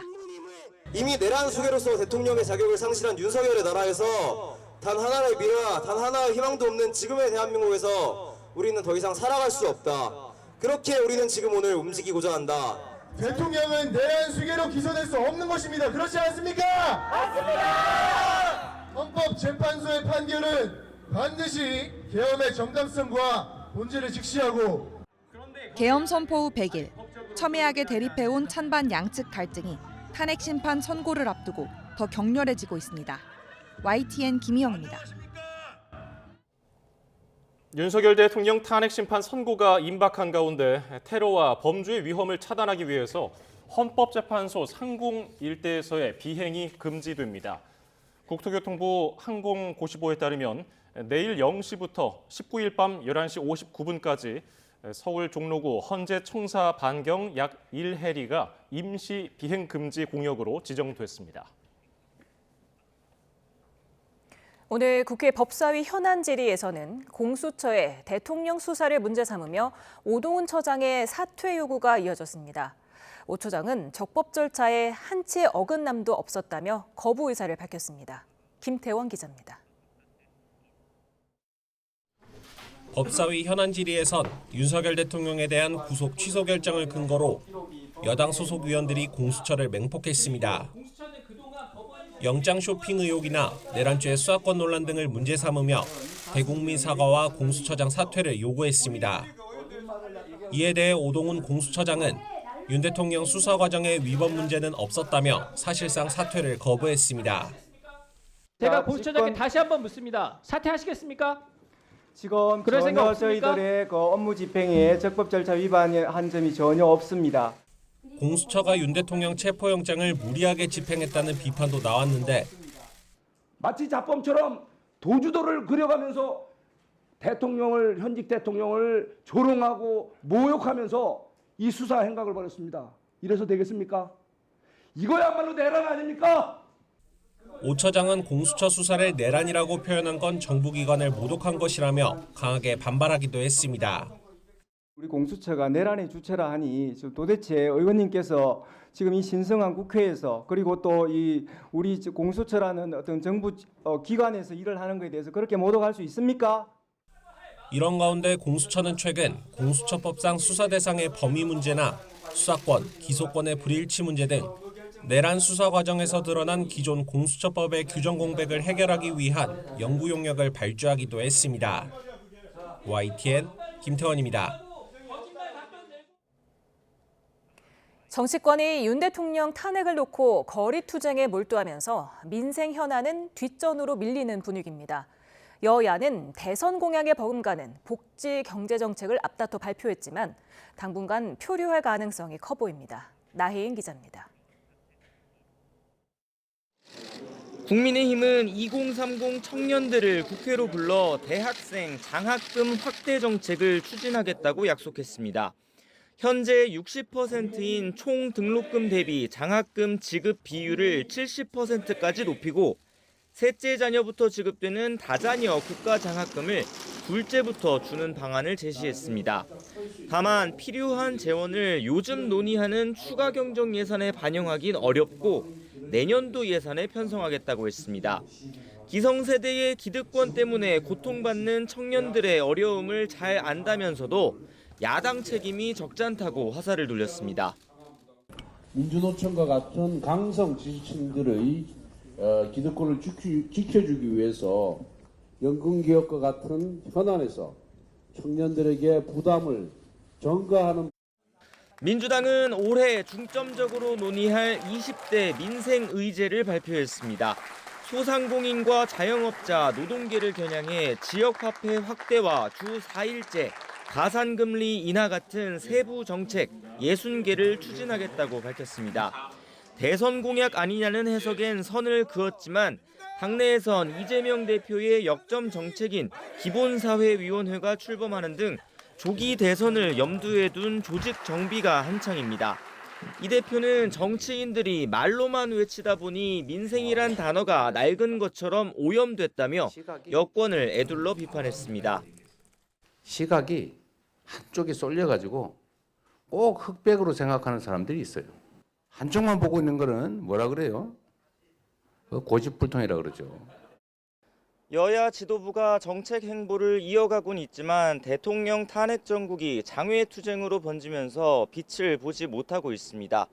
혼란이 수습될 때까지 나라 안팎에 닥친 경제 위기의 해법도 정치권에서 찾긴 어려울 거란 우려도 커지고 있습니다. YTN 나힌입니다. 더불어민주당 이재명 대표가 공직선거법 위반 사건 2심 재판부에 다시 한번 위헌법률 심판 제청을 신청했습니다. 법원이 이 대표 측의 신청을 받아들여 헌재의 위헌법률 심판을 제청하면 헌재 결정이 나오기 전까지 재판은 중지됩니다. 고 김하늘 양을 초등학교에서 흉기로 살해한 혐의가 있는 40대 교사 이름과 얼굴이 공개됐습니다. 경찰은 이번 범죄가 피의자가 진단받은 우울증과는 연관성이 없는 계획 범행으로 수사를 마무리하고 사건을 검찰로 넘겼습니다. 이상곤 기자입니다.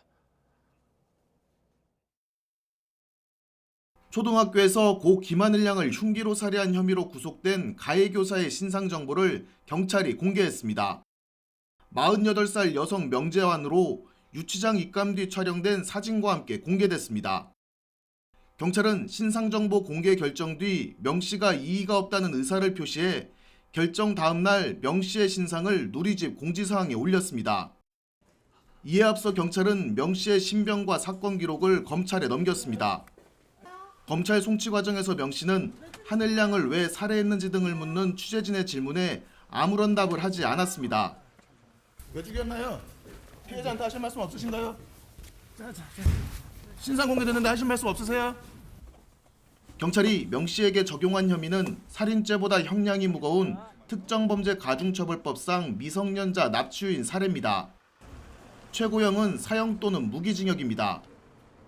경찰은 명 씨가 우울증 진단을 받았지만 이번 사건과는 직접적인 연관이 없는 것으로 판단했다고 밝혔습니다. 범행 동기에 대해서는 명 씨가 가정과 학교에서 여러 가지 불화가 있었고 자기 스스로에 대한 불만도 있는 상태에서 범행에 이르렀다고 설명했습니다. 명 씨가 사이코패스, 반사회적 인격장애자는 아닌 것으로 잠정 결론 내렸습니다. 경찰 조사에서 명 씨는 범행 당일 스스로 목숨을 끊기 위해 흉기를 샀다고 진술했습니다. 하지만 경찰은 명 씨가 범행 3, 4일 전부터 살인사건 등을 검색하고 범행 도구를 사전에 준비한 점 등을 종합해 계획 범행으로 결론 내렸습니다. 저희는 피의자 진술과 관련자 진술, 그다음에 수집된 모든 증거를 바탕으로 계획된 범행이라고 판단을 했고 그 결과는 충분히 재판 과정에서 입증될 거라고 믿습니다. 경찰은 이번 사건과 관련된 악성 댓글 5건에 대해 유족과 사자 명예훼손 혐의로 수사를 진행하고 있고 조만간 게시자들을 검거할 예정이라고 밝혔습니다. YTN 이상곤입니다. 경부고속도로 양재 나들목 근처를 달리던 차량에 불이 나면서 한때 도로가 정체됐습니다. 화목 보일러에서 불이 나 주택 일부가 타기도 했습니다. 사건 사고 소식 윤태인 기자입니다. 도로 위를 달리는 차량 틈 사이로 짙은 연기가 솟아오릅니다. 그 아래 시뻘건 불길이 일렁거립니다. 오후 2시 10분쯤 서울 서초구 원지동에 있는 경부고속도로 양재나들목 근처에서 서울 방향으로 가던 승합차에 불이 났습니다. 이게 만나배 광장 쪽에 다다르니까 건너편에서 연기가 보이더라고요. 불이 활활 타더라고요, 아주. 다친 사람은 없었지만 사고 수습 과정에서 한때 도로가 정체됐습니다. 30분 만에 불을 끈 소방은 자세한 화재 원인을 조사하고 있습니다. 새벽 2시쯤 경기 남양주시 진저읍 주택에서 불이 났습니다. 화목 보일러에서 시작된 불은 집안 일부를 태운 뒤 20여 분 만에 꺼졌는데 다행히 다친 사람은 없었습니다. 집주인은 보일러실에서 이상한 소리가 나서 가보니 불이 나 있었다고 말한 것으로 전해졌습니다. 과열되면서 화재가 난 것으로 추정되고 조사된 걸 나왔거든요. 오전 11시 반쯤 경북 청송군 안덕면의 단독주택에서도 불이 나 근처 야산으로 옮겨 붙었습니다. 이 불로 주택과 창고, 야산 0.2헥타르가 탔습니다. 소방은 산불 특수대응단 등을 투입해 20여 분 만에 불을 모두 껐습니다. 소방은 창고에서 불이 시작된 것으로 보고 원인을 조사하고 있습니다. YTN 윤태인입니다. 이동통신 3사가 타사에서 가입자를 빼앗아오는 경쟁을 피하기 위해서 7년간 번호 이동 가입자 수를 조정하는 담합을 했다가 공정위로부터 1,000억 원대에 이르는 과징금을 부과받기도 했습니다. 이동통신 3사는 방송통신위원회 판매 장려금 규제를 피하기 위한 조정이었다며 법적으로 대응하겠다고 반발했습니다. 이승은 기자입니다.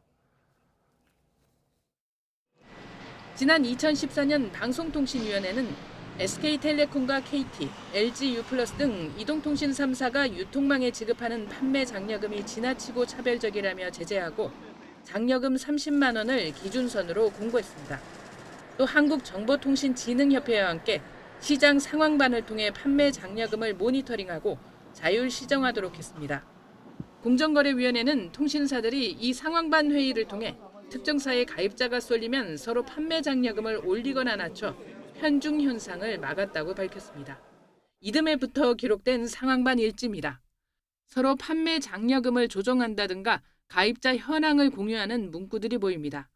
공정위는 담합 결과 경쟁이 제한돼 2014년 3천여 건이었던 각사의 하루 평균 번호 이동 변동폭이 2016년 이후 200여 건 이내로 크게 줄었다고 밝혔습니다. 번호 이동 가입자 유치 경쟁이 제한돼서 다른 이통사로 이동할 경우에 받게 되는 번호 이동에 따른 어떤 금전적인, 비금전적인 혜택이 줄어드는 그런 효과가 있었던 것으로 저희는 보고 있습니다. 공정위는 이동통신 3사의 시정연명과 함께 과징금 1,140억 원의 제재를 내렸습니다. 이번 조사는 통신시장의 경쟁 촉진을 위한 특단의 조치를 마련하라는 윤석열 대통령의 지시로 시작됐습니다. 5조 원이 넘는 천문학적 규모의 과징금이 나올 것이라는 전망도 있었지만 1,000억 원대에 그쳤습니다. 담합에 대한 과징금은 관련 매출액의 0.5에서 20% 수준에서 부과할 수 있는데 이번 건에는 1%가 적용됐습니다. 공정위는 단통법 위반을 예방하기 위한 자율규제 과정에서 담합이 이뤄졌고 방통위 행정 지도도 어느 정도 관여된 점이 고려됐다고 설명했습니다. 이동통신 3사는 담합은 없었고 규제기관 간 규제 충돌로 내려진 불합리한 제재라며 법적으로 대응하겠다고 밝혔습니다. 공정위는 방통위는 판매 장려금에 대해 규제를 한 것이고 이번 건은 그런 행정 지도를 벗어난 번호 이동 건수 합의에 대한 제재라며 규제 충돌이 아니라는 입장입니다. YTN 이승은입니다. 겨우 잡히는가 했던 금융권 가계대출이 한 달 만에 다시 늘었습니다. 은행 주택담보대출이 2배 넘게 급증하며 전체 반등을 이끌었는데 토지거래 허가구역 해제로 앞으로가 더 문제라는 우려가 나옵니다. 이형원 기자입니다. 지난달 금융권 가계대출이 오름세로 돌아섰습니다. 10달 만에 겨우 뒷걸음질 쳤던 게 무색할 정도로 4조 원 넘게 껑충 뛰었습니다. 반등을 이끈 건 주택담보대출입니다. 무려 5조 원이나 늘었는데 은행 몫이 컸습니다. 1월보다 2배 넘게 급증해 3조 5천억 원에 달한 겁니다. 올해 들어 은행권이 대출 취급을 본격화한 데다 새학기 이사철 수요 등이 맞물린 결과입니다. 1월에 설 연휴 때문에 이제 신학기 이사하는 수요들이 2월로 이제 좀 몰리면서 상대적으로 좀 더 늘어난 게 있는데 1, 2월 평균으로 보면 지난해 하반기 이후에 전반적인 둔화 흐름은 이어진 것으로 평가하고 있습니다. 다만 한국은행은 금리 인하 추세 속에 토지거래 허가구역까지 해제돼 가계대출이 들썩일 수 있다고 우려했습니다.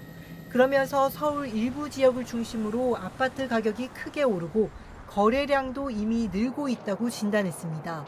이에 시차를 두고 대출 증가폭이 커질 수 있는 만큼 주택시장과 금융권 대출 추이 등을 예의주시하고 있다고 강조했습니다. YTN 이영훈입니다.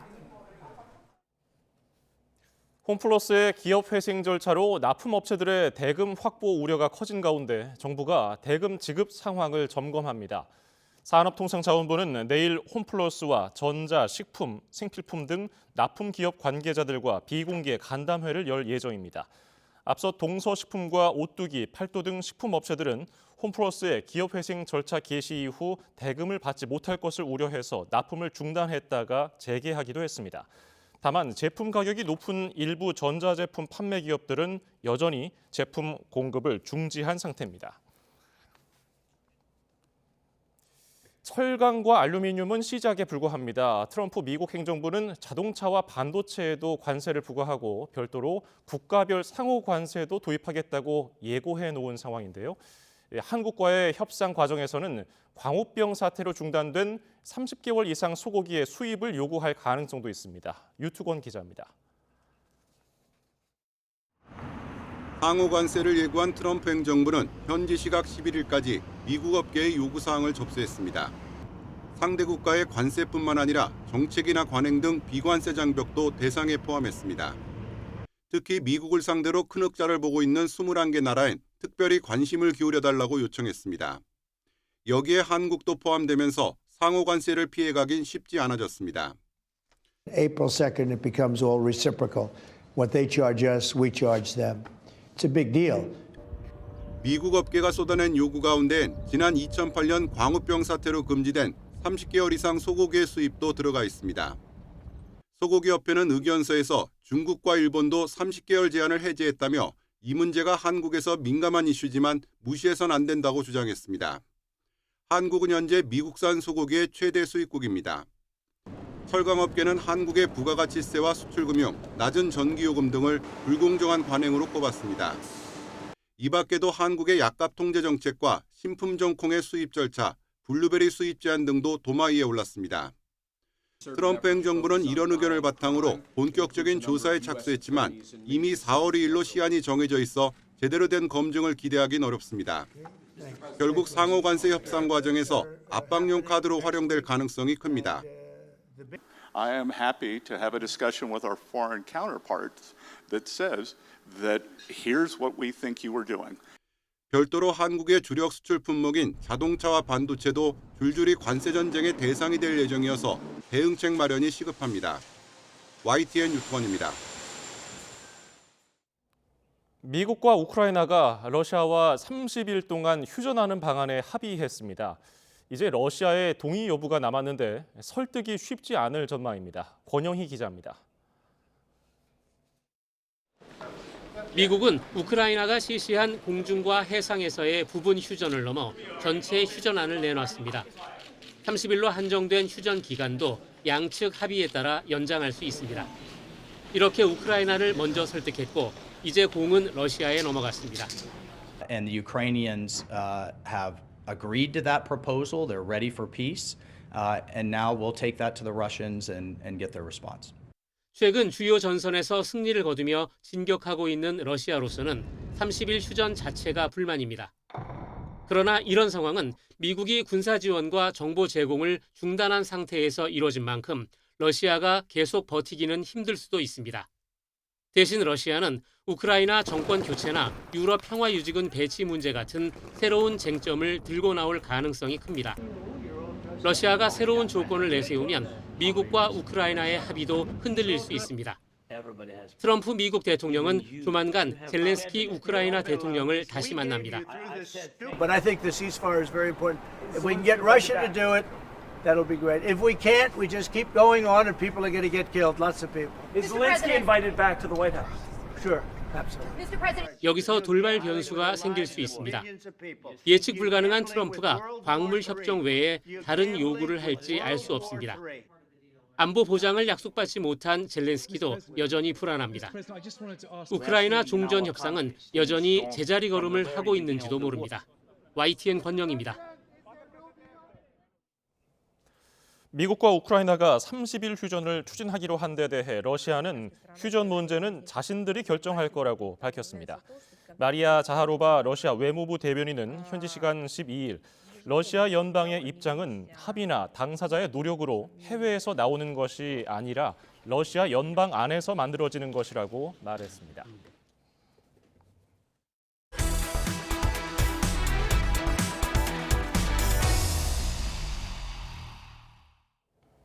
대한민국의 반도체 역사를 새롭게 쓸 것으로 기대되는 용인 반도체 특화 도시 조성 사업이 순조롭게 진행되고 있습니다. 반도체뿐 아니라 대규모 도시 개발 사업도 진행 중인데요. 오늘은 이상일 용인 특례시장을 YTN 스튜디오에 초대했습니다. 어서 오세요. 네, 안녕하세요. 반갑습니다. 네. 지난해 용인에 좋은 일이 많았던 것으로 예. 평가되는데 그중에서 가장 큰 성과를 꼽으려면 뭘 꼽을 수 있을까요? 네, 2023년에는 이 삼성전자가 360조를 투자하는 첨단 시스템 반도체 국가산업단지 235만 평에 조성하는 발표가 있었고요. 그리고 이동업 반도체 특화 신도시 또 발표도 있었고, 지난해에는 45년 규제를 받았던 송탄 상수원 보호구역, 무려 땅이 1950만 평, 수원 땅의 53%, 오산의 1.5배나 되는 땅이 규제에서 이제 해제가 됐고요. 예. 또 25년 규제를 받았던 경안천변의 수병구역 113만 평도 해제가 됐습니다. 그래서 우리 용인 시민들이 오랫동안 재산권 행사에 제약을 받았는데 그게 해제가 됐고, 그 방대한 땅을 이제 시민들을 위한 거주 공간, 또 기업의 입주 공간, 문화예술 생활체육 공간으로 쓸 수 있게 된 것이 굉장히 큰 성과로 생각합니다. 예. 게다가 첨단 시스템 반도체 국가산업단지 이게 조기에 승인이 되면서 네. 원주민 또 기업들의 이주 문제가 중요해졌거든요. 네, 이 부분은 그렇습니다. 어떻게 해결되고 있습니까? 통상 국가산단 계획이 발표되면 정부 승인까지 4년 6개월 걸립니다. 그런데 1년 9개월 만에 승인이 이제 이루어졌고요. 보상 이주 단계에 들어갔습니다. 보상 이주가 원활하게 진행이 돼야 국가산단 조성이 잘 되고 대한민국의 미래 경쟁력을 좌우할 가장 중요한 산업인 반도체 산업이 순항할 텐데요. 그렇게 하기 위해서 제가 국토교통부 기획재정부 지난해 여러 차례 말씀을 드렸고, 그게 잘 된 것이 조세-특례 제한법 개정이 이루어졌습니다. 그래서 공공사업을 목적으로 한 경우에 이 토지가 수용되면 양도소득세 감면 폭을 키워줬고요. 그다음 대토보상도 많이 하게 했고, 대토보상 시에는 양도소득세 감면 폭도 늘리고, 그다음에 취득세 면제도 이루어졌고, 이주해야 할 시민들을 위한 이주자 택지 11만 평을 이미 마련을 한 상황에서, 그건 2023년 일입니다. 예. 지난해에는 이주 기업이 옮겨갈 이주 산단도 15만 평을 마련해서 국가산단 부지에 포함이 됐습니다. 그래서 보상 이주는 이제 원활하게 진행하고, 내년 하반기 착공 토지 이제 조성을 하게 되는데요. 그거를 좀 더 몇 개월 정도 당길 생각입니다. 그래서 잘 진행이 지금 현재까지는 되고 있습니다. 네, 지난달 용인 반도체 클러스터 첫 번째 팹 공사, 첫 생산 라인 건축 공사가 시작이 됐더라고요. SK 하이닉스가 4,500억 원 규모의 지역 자원을 활용하겠다, 이래서 눈길을 끌었는데 기대 효과는 어떻게 추산하고 계십니까? 지역 경제에 굉장히 보탬이 되는 거죠. 지금 제가 앞서 말씀드린 삼성전자 360조 투자 국가산단하고 다른 지역, 그게 이동 남사업이고, SK 하이닉스는 거기서 동쪽으로 온삼면에 126만 평에 122조를 투자하는데요. 지난달 하순에 첫 번째 팹 올리는 공사에 들어갔습니다. 예. 그동안 이제 부지 조성 공사가 이루어졌고, 부지 조성하는데 이미 2,500억 원 규모의 용인 지역 자원이 활용이 됐습니다. 그래서 용인 자재, 용인 장비, 용인 인력이 쓰여졌고, 앞으로 첫 번째 팹을 짓는데 2년 걸립니다. 그 팹 규모가 잠실 롯데타워 5배 정도 되는 규모입니다. 예. 팹 하나가. 그걸 2년 동안 짓는 과정에서 용인 지역 자원을 4,500억 원 규모로 쓰겠다고 이제 SK가 계획을 발표해 왔습니다. 저하고 협약을 맺은 그 틀에서 이루어지고 있는데요. 앞으로 2기 팹, 3기 팹, 4기 팹까지 건설이 되기 때문에 용인 지역 경제는 굉장히 보탬이 될 것이고, 또 국가산단 조성이 내년부터 부지 조성 작업에 들어가면 삼성전자는 6개 팹을 짓게 되거든요. 그래서 SK 하이닉스 팹보다 좀 더 클 것 같은데, 그것도 역시 우리 용인 지역 자원을 쓰게 되기 때문에 용인의 지역 경제는 굉장히 지금 좀 다른 곳과 좀 달리 좀 활발하다, 이런 말씀 드리고 싶습니다. 예, 반도체뿐 아니라 도시 개발 쪽에도 이게 기분 좋은 소식이 있다고 들었는데, 용인 플랫폼 시티 이게 착공에 들어갔다고요? 네, 바로 어제 착공식을 했습니다. 8조 이상 투입이 되는 이제 사업이고요.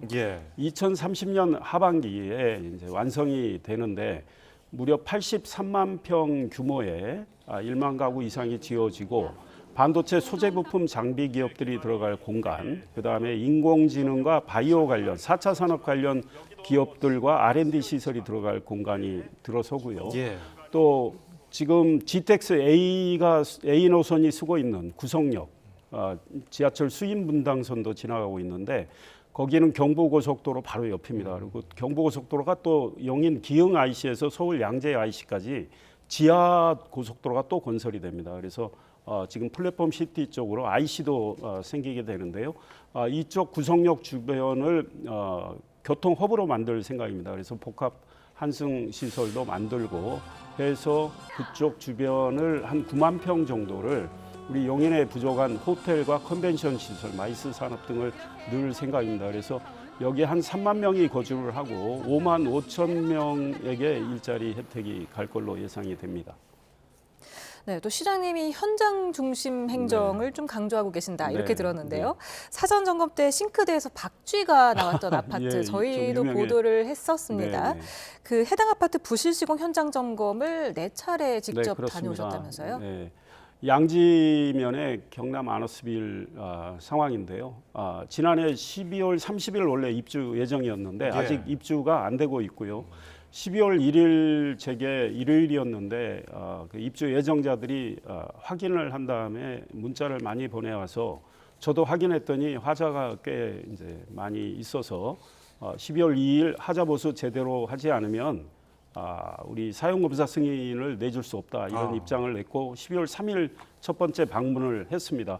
그 이후에 이 하자 문제를 해결하기 위한 노력을 계속 기울이고 있고 시공사도 조금 노력을 하고 있지만 잘 안 돼서 제가 지난해 2번, 올해 1월 1번, 2월 1번, 4번을 갔습니다. 단호한 입장을 내고 있고 좀 더 노력을 해달라고 하고 있는데 하자 보수가 어느 정도 진행은 되고 있지만 누수 문제나 이런 게 완전히 아직 잡힌 상황은 아니고요. 또 입주 예정자들의 입주가 지연됐기 때문에 또 이 지체 보상이나 이런 보상 문제도 있습니다. 그래서 경남 기업에게 좀 성의를 보이라고 이야기를 하고 있고 차제에 제가 이런 입장을 여러 차례 냈는데 앞으로 우리 용인에서는 부실 아파트 지을 생각은 하지 마라 이런 단호한 입장을 내고 대처를 하고 있습니다. 그렇군요. 용인에서 아마 축구 좋아하시는 분들은 굉장히 반가워할 만한 소식인데 프로축구팀을 창단한다고요? 네. 사실 프로축구 구단 창설과 관련한 시민들의 여론은 꽤 컸고요. 저희들이 제가 취임한 이후에 영역을 통해서 확인을 했는데 시민의 거의 70% 가까이가 구단 창설을 원하는 상황입니다. 그래서 많은 고민도 했고 또 재원 마련 준비도 해야 되고 해서 창단 선언을 했습니다. 올해 한국 프로축구연맹에 6월에 등록을 하고 내년에 이제 K리그 2부터 진입을 할 생각인데요. 좋은 감독님 또 좋은 선수들을 잘 고르는 문제가 있습니다. 이 시민들과 좀 더 지혜를 모아서 잘 추진해 나갈 생각입니다. 그리고 우리 용인 미르 스타디움은 지난해 10월 15일 대한민국 남자 국가대표팀 축구 경기가 이라크전 월드컵 예선 경기가 있었습니다. 3대2로 이겼고 상암구장 잔디 상태가 나빠서 우리 용인 미르 스타디움에서 치러졌는데 잔디 구장이 아마 대한민국에서는 제일 좋을 겁니다. 그다음에 3만 7천 명 넘게 들어가는 구장이고요. 최근에 전북 FC가 호주 시드니 FC하고 아시아 프로축구연맹 그 챔피언스 리그 경기를 하고 나서 이승훈 선수가 자기가 뛰어본 구장 중에 용인 미르 스타디움 잔디가 제일 좋았다 이런 말씀도 했습니다. 네, 열심히 잘 준비를 하도록 하겠습니다. 네, 또 용인시가 해외 도시들과 교류를 또 활발히 한다고 들었는데요. 올해 또 출장을 2군데 다녀오셨습니까? 네, 제가 1월에는 미국 텍사스주의 윌리엄슨 카운티라고 있습니다. 테일러시의 삼성전자가 54조를 투자를 해서 반도체 지금 생산 라인을 건설을 하고 있는데요. 그 테일러시를 포함한 27개 시를 거느리고 있는 윌리엄슨 카운티하고 자매결연을 맺었습니다. 예. 윌리엄슨 카운티에서 먼저 제안을 했고 지난해 우리 용인을 찾아와서 자매결을 1차로 했고 이번에 답방 차원으로 했고요. 앞으로 이 반도체와 첨단산업 분야에서 서로 활발하게 교류 협력을 하자는 것입니다. 그리고 페어팩스 카운티라고 제가 중앙일보 워싱턴 특파원 할 때 살았던 곳인데요. 거기도 미국의 최첨단 산업들이 많이 입주해 있는 곳인데 인구가 200만 명이 넘고 75개 시를 거느리고 있습니다. 워싱턴 DC 바로 서쪽에 거기하고 우호 결연을 맺었고요. 또 2월에는 2013년부터 우리가 우호 결연을 맺은 꽝남성의 성도인 땀기시에 우리 영인 특례시 예산으로 공적개발 원조 ODA 사업이죠. 거기에 도서관을 지어주는 사업을 시작을 해서 착공식에 다녀왔고 다낭시가 과거 깡남성에 있다가 지금 이제 별도 분리돼서 120만 도시입니다. 대한민국 국민들이 아마 제일 많이 가시는 거기와 또 우리가 협력 관계를 모색하는 이런 일을 진행하고 있습니다. 알겠습니다. 오늘 말씀은 여기까지 듣도록 하겠습니다. 지금까지 이상일 용인 특례시장이었습니다. 고맙습니다. 감사합니다. 오늘 하늘빛이 흐렸지만 기온은 제법 올랐습니다. 네, 맞습니다. 내일도 포근한 봄 날씨를 보이겠고 일교차가 크게 벌어져 주의하셔야겠는데요. 내일 아침 서울 3도, 광주와 대구 5도로 오늘보다 조금 낮게 출발하겠고요. 한낮에는 서울 14도, 광주 16도, 대구 17도 등 대부분 지역이 15도 안팎까지 오르겠습니다. 내일 외출하실 때는 보건용 마스크를 꼭 챙기셔야겠습니다. 차츰 중국발 황사와 스모그가 유입되면서 공기가 탁해지겠는데요. 내일 전국의 미세먼지 농도 나쁨에서 매우 나쁜 수준까지 치솟겠습니다. 노약자나 어린이, 호흡기 질환자는 호흡기 건강관리에 각별히 유의하시기 바랍니다. 네, 이렇게 미세먼지가 기승을 부리면 호흡기 건강뿐만 아니라 피부에 미치는 영향도 적지 않은데요. 네, 피부 노화를 촉진하고 다양한 피부 질환을 유발한다고 합니다. 피부에 쌓인 미세먼지를 제거하는 것이 핵심이기 때문에 외출 후 집에 돌아오면 바로 세안을 하는 것이 좋고요. 토마토와 포도, 당근 등 항산화 식단을 통해 피부를 보호해주는 것도 중요합니다. 네, 마지막으로 히알루로산, 판테놀 같은 피부 장벽 강화 성분이 들어간 보습제를 바르면 도움이 된다고 하니 기억해 두시기 바랍니다. 네, 내일은 전국 하늘에 구름만 다소 지나겠습니다. 다만 내일 새벽까지 서해안을 중심으로는 안개가 짙게 끼겠고요. 강원 동해안 지방은 대기가 건조하겠습니다. 주말까지 예년보다 따뜻하겠지만 휴일에는 전국에 눈비가 내리며 꽃샘추위가 찾아올 전망입니다. 날씨 캔버스의 함혜진, 원희다였습니다. 오늘 뉴스플러스는 여기까지입니다. 시청해주신 여러분 고맙습니다.